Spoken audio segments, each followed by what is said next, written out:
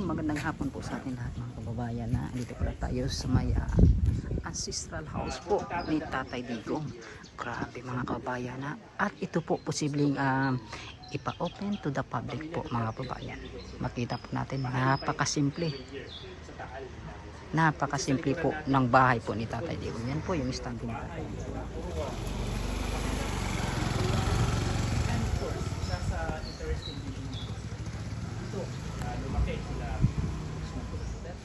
At ito mga kababayan na first time natin makapasok po sa ancestral house po ni Tatay Digong.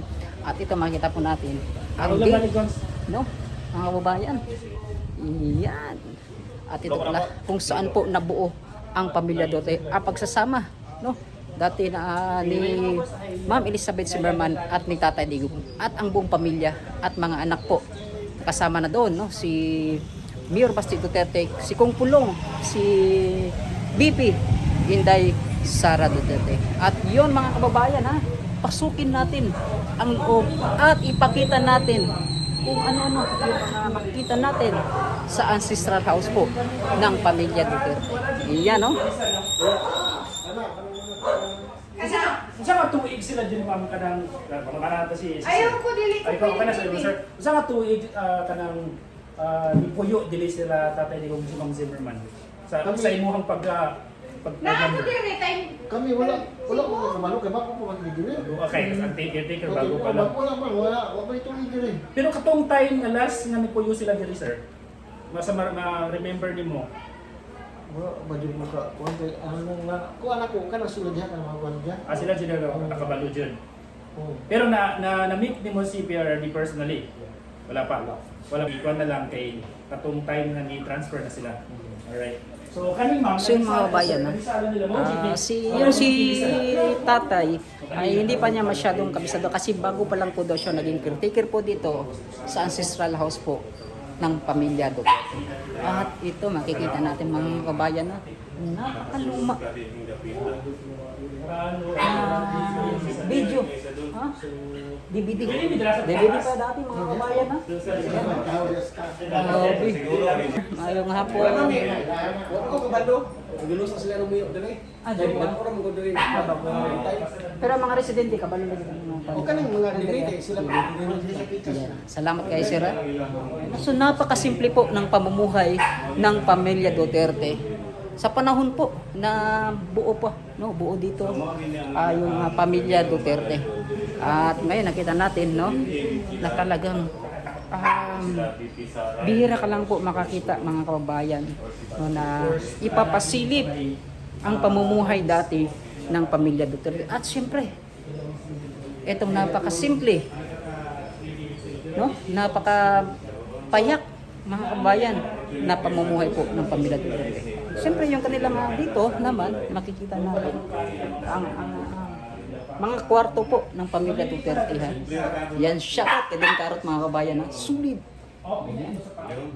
Siyempre yan makikita natin. Di lang po tayo papasok kasi nga po ito lang po yung pinapakasilip. Yan, no? Nakikita naman natin itong mga gamit po nila. Hindi natin lang kung mga ilang taon na din to mga kabayan.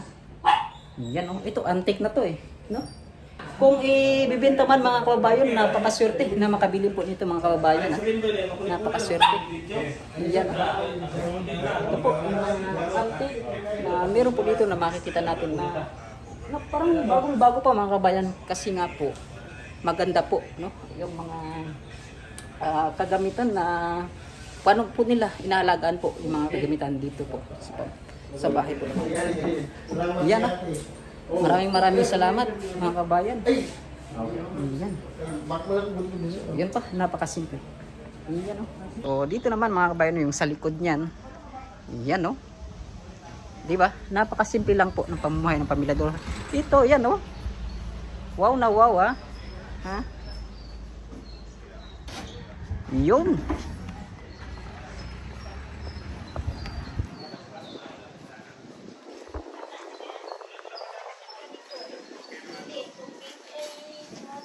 Ganito po kasimple, no?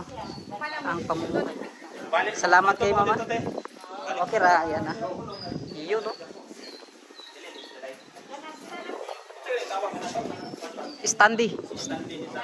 Ito mga kabayan na hindi po natin naipakita sa inyo itong simpleng hapagkainan po ng pamilya Duterte.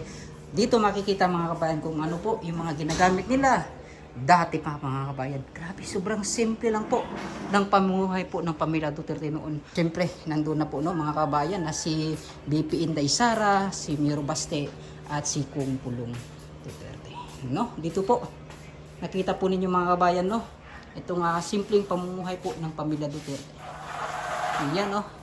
So, makikita natin dito mga kabayan, sana may mga, si sir kasi, wala ka pang isang taon sir na nagbabantay dito sir? Wala pa no? Ayan no. Kung ano po yung makikita natin na napakasimple lang po ng pamumuhay po ng pamilya Duterte. Yan. So, ito po, posibleng ipa-open to the public po ito para po makita po ninyo no, na ang isang presidente na tubong Mindanao no, na ganito po pala. Bihira ka lang po makita ng isang presidente na ipinapasilip ang kabuuan kung ano po yung pamumuhay na meron siya. Yun mga kababayan So dyan sa kwarto hindi lang po muna pinapasilip mga kababayan humingi po kami ng permiso mga kababayan para po maipasilip yung bahay po no, na ancestral house po ng pamilya Duterte. So ito na po yung mga kababayan kita po ninyo. Ito po yung loob mga kababayan. Yan, makikita po na. At dito po yung labas. Oh, kita po ninyo.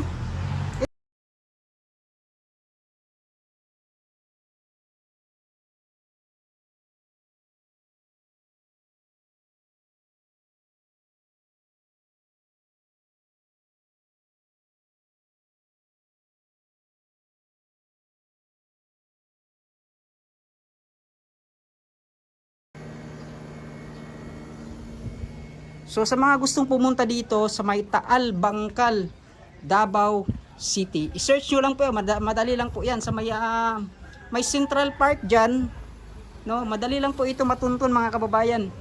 At ito naman mga kababayan kung saan po, no? Napaka-antik na po dito, Yan no.